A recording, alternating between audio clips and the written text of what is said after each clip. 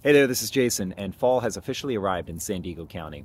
The nights are getting really cool and the days are hot and dry. The relative humidity right now is 9%. And here in the orchard, most of my deciduous trees have already fruited. I have some exceptions. Some of my pomegranates are still on the tree and some persimmons I still have left to pick. But for the most part, my deciduous trees are getting ready to go into dormancy. So I've been reflecting on how this prior season has gone, and I'm also looking ahead to next year. So in this video, I want to share with you the 5 different fruit varieties that I want to add moving into the next growing season. Let's go take a look at number 1.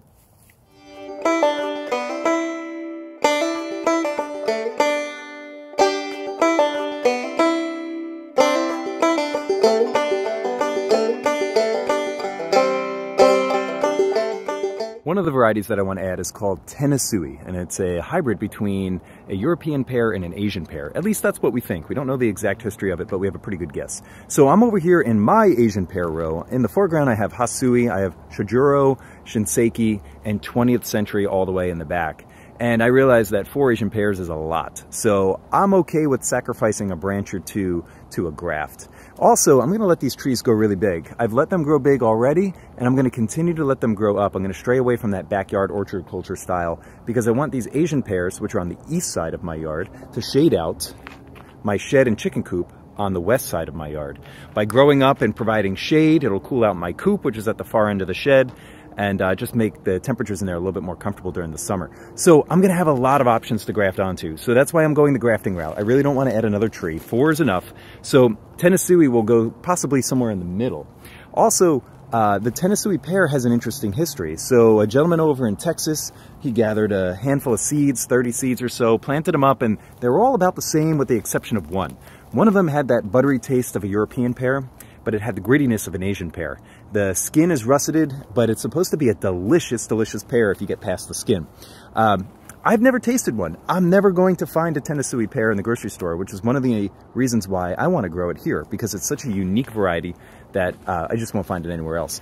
So again, that grower in Texas, when he tasted it, he speculated that it was a cross between a Hasui, which I have here in the foreground, and a Tennessee pear. And they came to that conclusion because the Hasui pear was the only Asian pear nearby the Tennessee pear that could have possibly crossed. So we don't know the exact history because, again, this was nature sort of taking control, but humans' fingerprints are all over these fruit, and so someone, after planting 30 trees, decided that one of them tasted a little different and decided to name it Tennesui. So I want to get my hands on one of those scions and I want to plant it, or sorry, I want to graft it onto one of my existing Asian pear trees.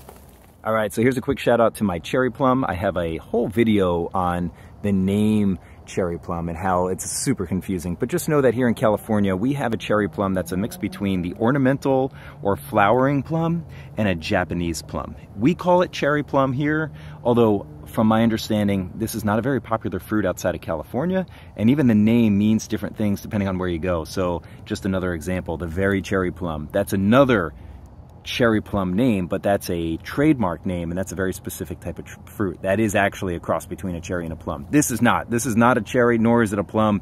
It's a hybrid between a flowering plum and a Japanese plum. Anyway, once we get all that straightened out, we've got a delight over here, and we've got what should have been Sprite, but it died. So I need to go ahead and add Sprite to this rootstock sucker that I've been allowing to grow over here on the left-hand side.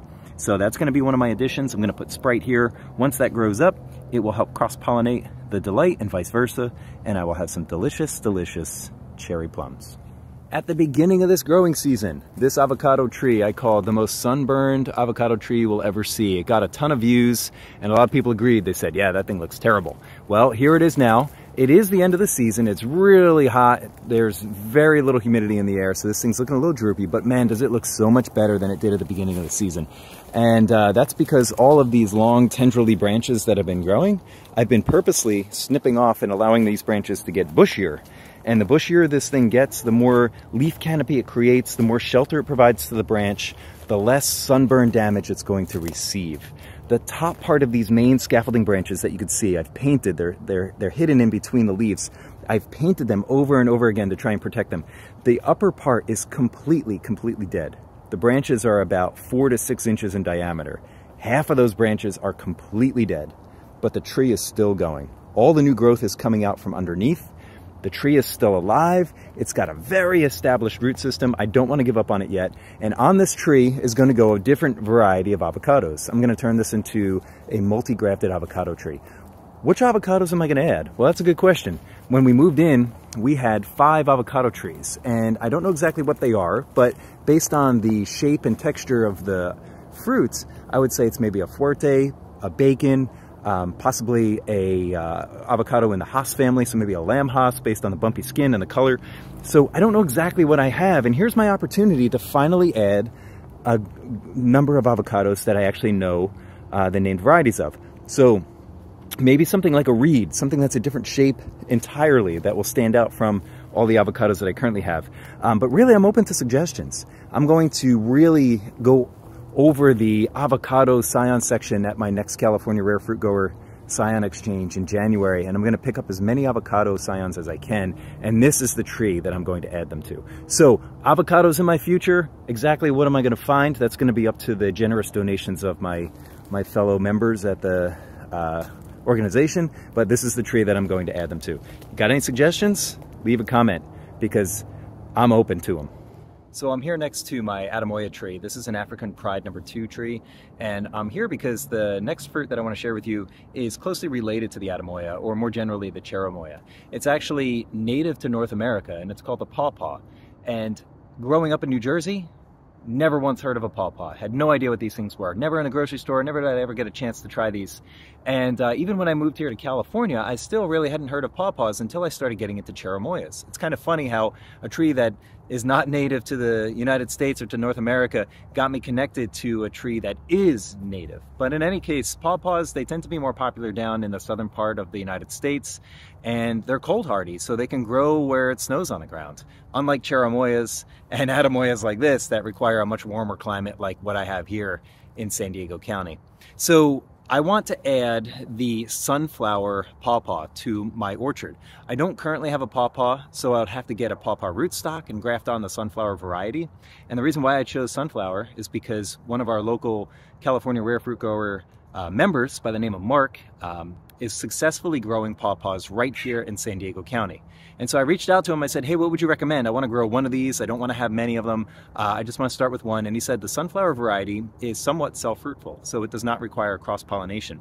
It would probably help to have more than one, but I just want to start with one and go from there. So I'm going to get a rootstock. I'm going to get the sunflower scion. I'll graft them on. And then the hard part is finding a spot in the yard for these trees, because they weren't really built to withstand the arid, hot summers that we have here in San Diego. So I'm definitely going to have to baby this tree in the very beginning. The first couple years, I'll definitely put a shade cloth over them. And just in general, the placement that I'm thinking of is going to be over on the side of my yard where we have pepper trees in the other yard that give some afternoon shade. So that's the thing to consider. This is going to be a tree. I'm going to have to find a place to put it, and I'm going to have to make sure that as a little baby tree, I give it plenty of attention and make sure that it has a chance to succeed here in our climate. Another thing that I have to mention with the pawpaw is that a lot of folks who I've spoken to have said, well, you know, just grow another cherimoya tree. You can grow cherimoyas. Why would you ever go to pawpaw? Pawpaw is like a lesser cherimoya. And that might be true. You know, everybody's got an opinion. But just because the cherimoya, or in my case, I love atemoyas right here. Here's one that's growing really nicely. Can't wait for this guy. Just because these taste better than pawpaws, does that mean that pawpaws should be ignored entirely? So again, this is a personal opinion. Just because a cherimoya or an atemoya might taste better doesn't mean that I won't also enjoy a pawpaw. I've never had one, and I'm really looking forward to that moment where I taste it for the very first time. It'll probably be several years from now before I get to experience that, but there's something really special about putting in a lot of time and effort into a tree or into a variety and then tasting that first piece of fruit. So for me, it'll be a brand new experience, and I really look forward to it. So that's another addition I want to bring into my yard, the sunflower pawpaw. All right, one of the biggest trees I have in my yard is the pomegranate, and this thing has pretty much doubled in size this past year. It's a wonderful pomegranate tree, and on it I have grafted 4 additional varieties. I created a video earlier this year on how I turned my pomegranate tree into a Frankengranate tree. You're welcome to check that out if you want to learn more about the specific grafts. But this wonderful has 2 grafts from the Turkmenistan collection. It has Eversweet right here in the front. It has Parfianka over here on the left-hand side. And I want to add another, because why stop at 5? So I want to add a variety called Pink Ice. I think this is sometimes called Sin Pepe, S-I-N-P-E-P-E. And in any case, I've never had one of these. I don't know what the flavor is like, but it's supposed to have small seeds that are easily digestible. And that's really my holdup with pomegranates. There's two people in this world, right? There's people that eat the pomegranate seeds, and there's people that spit them out. So I'm in the latter category. I just don't like that gritty texture. So when I do eat pomegranates, I'm normally by myself. I'm not eating them in front of other people because, you know, I'm trying to be graceful and all that. So I'm on the search, or I'm on the hunt for a pomegranate that I can kind of take on the go. I don't really have that yet. So maybe pink ice is the pomegranate I've been looking for. So I'm really looking forward to getting that on here and growing it and seeing what it looks like. Everything I've read so far say that it's way easier to eat than wonderful. So I want to add that on here. Now I got to think about placement. So where I'm looking now, I'm on the north side of the tree. Plenty of room. I could add a graft over here if I'd like, but I'm a little concerned about some of these taller branches overshadowing and crowding out my new graft. So I have to think about placement, but it's going to go on here definitely this winter or this spring, and hopefully I'll have a 6-in-1 before you know it. So that's another variety I'm going to add. All right, so that's my list. So what do you think? If you're in my shoes, if you're in San Diego County, if you were in Zone 10B, what would you grow? Would you add those to your orchard or backyard?